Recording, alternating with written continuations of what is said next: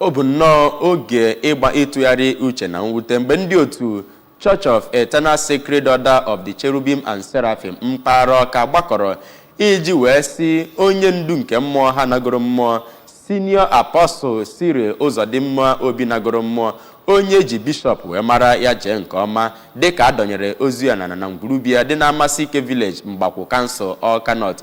Ya bụ Senior Apostle Obi nagoro mmụọ n'afọ 77 mgbe ya mụrụ onye isi etiti nke otu National Youth Council of Nigeria NYCN Surveyor Emeka Obi. Blessing Dennis dere ya bụ akwamozu n'afa ABS. Kirie ya.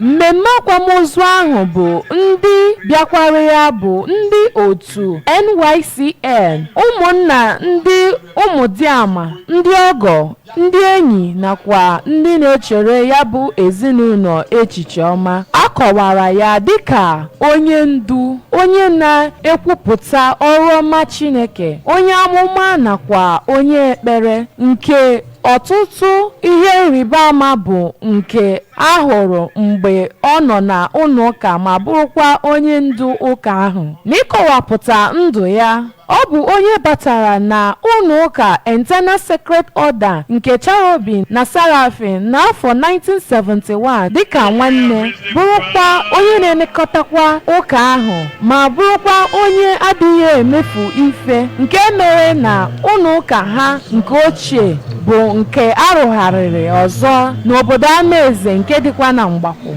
Mgbe ọ na-ekwu okwu na mmemme akwamozu ahụ ka onye Senior Apostle David Ọnụọha bụ onye chebara uche na ndụ na mkpụrụ ya bụ nwa amadi nagoro mmụọ bụ Senior Apostle Obi ma kwuo na ya bụ omume nwa amadi ahụ nagoro mmụọ bụ nke bụ ezigbo mkpụrụ n'obodo ma bụrụkwa onye metụtara ndụ imerime ndị mmadụ. O chetakwara ndị otu Kristi ahụ mkpa ọ dị n'iji chekwa ya bụ ezigbo ihe onye otu ha megoro ma bụrụkwa nke ha ga-akwụdosi ike ma kpekwa ekpere ka Chineke nabata mkpụrụ obi ya.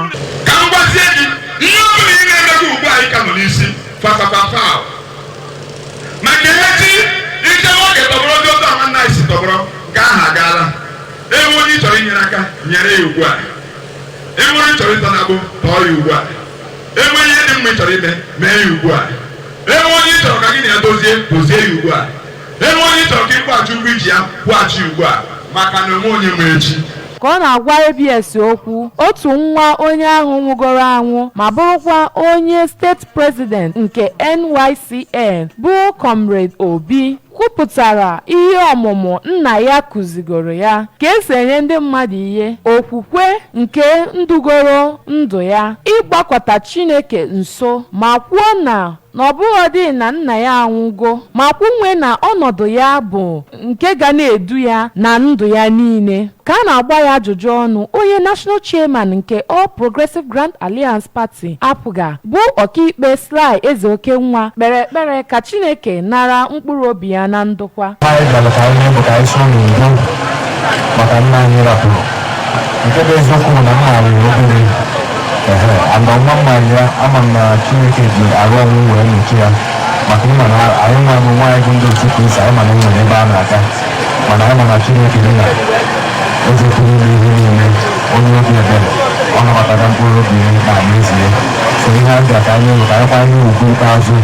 Ya bụ nwa amadi nagoro mmụọ bụ Apostle Obi bụ onye hapụrụ ụmụ isii, nwa 12, ndị ọgọ nakwa ndị ezinụlọ ya ka ha ruo ọrụ ya uju site n'obodo Amasike Mgbakwu, okpuru ọchịchị Ọka North. Aha m bụ Blessing Dennis maka akụkọ ụwa ABS.